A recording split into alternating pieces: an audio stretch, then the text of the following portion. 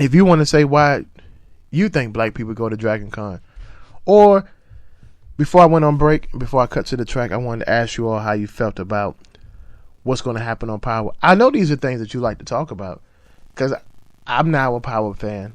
I caught up with all the episodes about a month ago, and then I've been catching up with this season. And I like it, man. It's entertaining. It's pretty cool. I'm not going, that's not my source of news and etc. But it's a good show. But like I said, phone lines are open. 470-358-5782. If you want to chime in and say, hey, all my Atlanta folks that's here, that's tuning in. If you want to say, hey, I like Dragon Con, or I really asking a question, why do black people go to Dragon Con? That's like a legit question. I'm not making it any other more, any other less. Before I go into this next subject for the night. But shout out to all my new listeners. I thank you all for tuning in. I thank you for your continued support. If you're just catching up, one thing, tonight is the season finale, and then 2 weeks from now we're going to the season premiere, which will be on September 11th as well. And while I have your attention, let me give you some information on how you can assist with some relief effort for Houston. I know a lot of people have been asking me.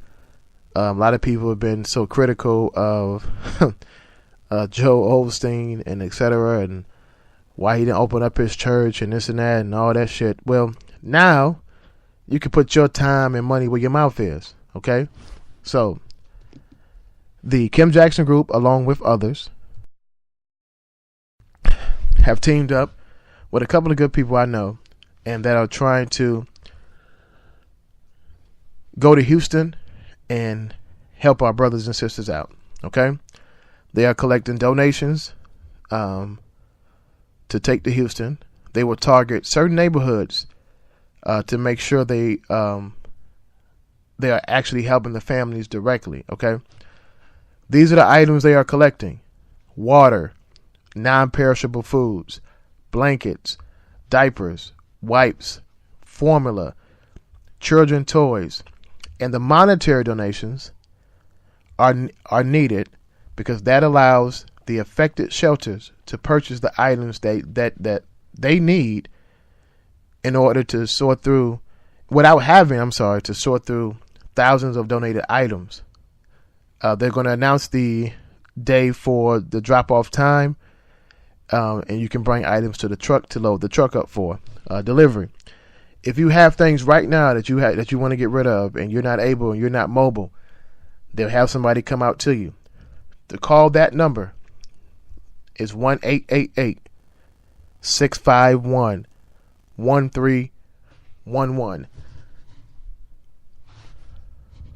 Once again, the toll-free number, 1-888-651-1311.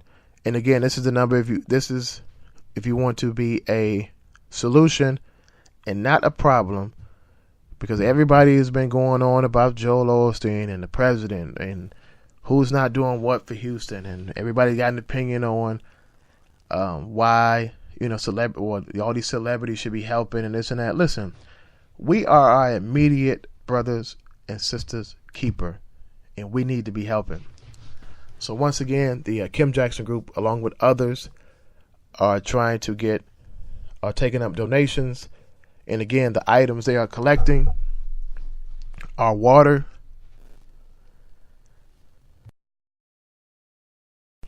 non-perishable foods, blankets, diapers, wipes, formula, and children toys. And if you want to just donate money, that money goes to help the affected shelters that they find that they're actually going to Houston in these neighborhoods and communities to help. It's going to help them be able to purchase the things that they need to help the people in distress. Okay, so again, be a part of the solution and not the problem. Okay. Now, with that being said, I know some of y'all have been waiting to talk about this and waiting to chime in, and the phone lines are open again. Phone lines are open. You don't have to be scared to call in. I'm not going to grill you. We're having fun. The call-in number is 470-358-5782. Once again, the phone number is 470-358-5782. All right. So let's go into the interview the infamous CNN interview that some people feel that Joel Osteen was not looking welcoming about the situation in Houston, and this is I think this was his first response before he got on Good Morning America with this tragic situation in Houston. All right, so I'm gonna get into the CNN interview with Joel Osteen, and now we're gonna talk about, because I really want to give you my opinion on and it's gonna lead into tonight's subject. Okay.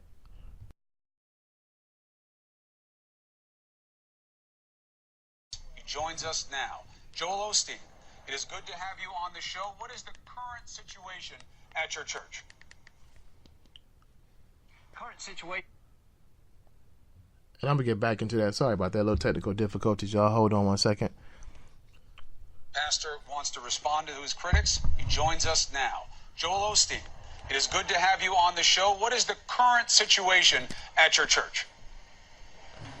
Current situation, Chris, is we're housing hundreds of people that have been displaced by the flooding, and all day today and yesterday we've been receiving supplies, baby food, baby supplies, medical supplies as well, to disperse to people in the different shelters. So that's what we're doing today. What do you say to your critics who say you didn't want to open up the church, you said it was flooded and that's why, but it wasn't flooded, and you were just waiting when you didn't need to wait? What do you say to them? Well, Chris, the church has always been open. Our doors, we received shelter victims just the first day or two. But there was a time, Chris, that the place was flooded. That's not a true statement, people that say that. We have floodgates right behind me over to the right, and it was within a foot of that. So there was a safety issue the first day or two. I mean, you're seeing, you know as well as I do, this was a huge storm. So, but the idea that we wouldn't receive people, I mean, we've been here in this community for 60 years. In Allison, Tropical Storm Allison, we housed 3,000 people, so we've always been open. There's a big shelter 4 miles away, the city shelter that has all the dormitories. Once they filled up, people started coming here, but how this notion got started that we're not a shelter and we're not taking people in is a false narrative. Were people ever turned away?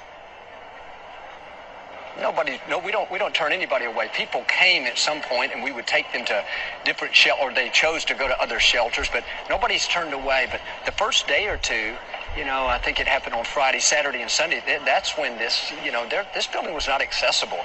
It can look like it's high and dry, but they can't see behind us that, we would never put people in here until we know that it's safe, and it was not safe at those days, I can tell you. Part of the criticism came out of the sensitivity to the need, because we're seeing so many people step up. Let's go from the negative to the positive. We had unprecedented flooding down there, unprecedented problems, but also an unprecedented response of compassion and the human spirit. What have you seen?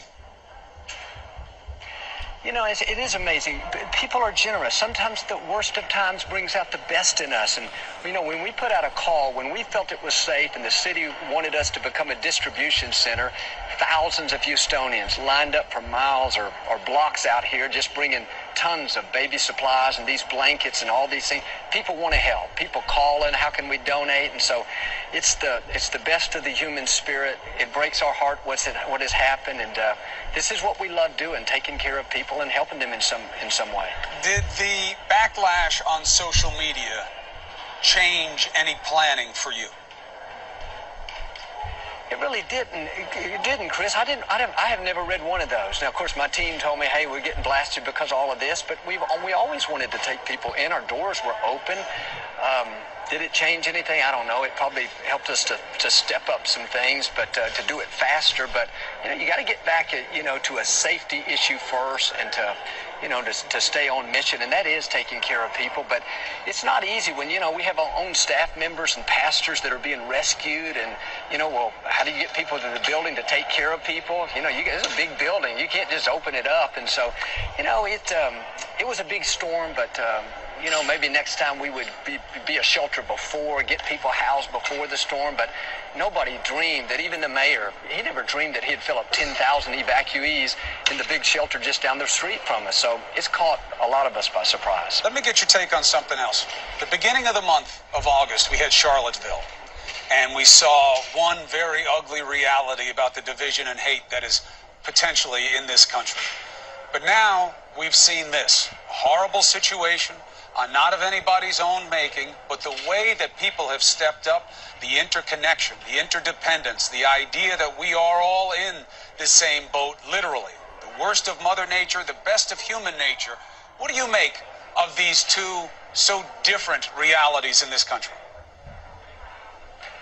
I'm not sure, Chris, but I know what you're saying. I feel it here as well. I think sometimes, and it's too bad, but a tragedy can bring us together. And, when you're rescuing people, you don't care if they're Democrat, Republican, white, or black. And I love that. Maybe this can be the start of some healing of just all the divisiveness that's going on.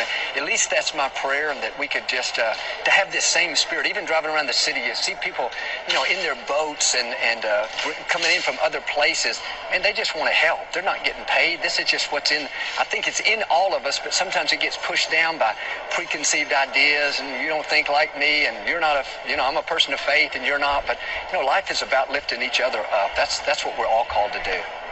All right, Pastor Joel Osteen, the criticism was out there. I wanted to give you the chance to respond and talk to the audience directly. Thank you for taking the opportunity, sir. Thank you, Chris. My pleasure. Great to be with you. All right, and that was the response, the immediate response he made on the situation of people, the pressure of social media that people place on him, and that was his immediate response on CNN. I watched a couple of other interviews. Some people said it was contradictory and this and that, but I don't think it was that, and I don't think he really has to answer to anyone. First and foremost, I think that's what people fail to realize. And the one thing I take from this, and the phone lines are wide open now. I want to hear your thoughts on why was Joel Osteen so criticized, or why was he held so accountable for helping people when he never said he wasn't trying to help people? And again, the phone lines are open, 470-358-5782. Now, my opinion is simply this. People pick and choose when they want to be Bible thumpers. And I think the one thing that people didn't take from the situation is that nowhere is it said that this man had to open up his doors of the church. Okay? And none of us that are here, or anybody that wasn't in Houston, knows the severity of the damages that was around, that's still in Houston. So to say that, because you see the pictures, and I don't know if about them being real and fake, about the flooding and this and that. I don't care about that. I just saw live video feeds of the streets. And the one thing that people didn't understand that was said about this is that he didn't turn people away. He advised people to go somewhere safer because it was treacherous trying to get to that location, to that church. If you see I-10, and if you looked at I-10 was jacked up. And I got a caller too, though, and I'm gonna put that thought on pause. You're calling in live right here on the Man Cave Show, WSLC. Who's this? Hey, what's up, Sean? This is Laima. What's up, Laima? What's up? What's up? None. So what's your take on this Joel Osteen situation? Like you said, we see something, we run, and we just go with it without even knowing the details, how bad the storm was, or nothing. And the man, no, he didn't. It wasn't he don't have to move because y'all say move. He's doing it because that's his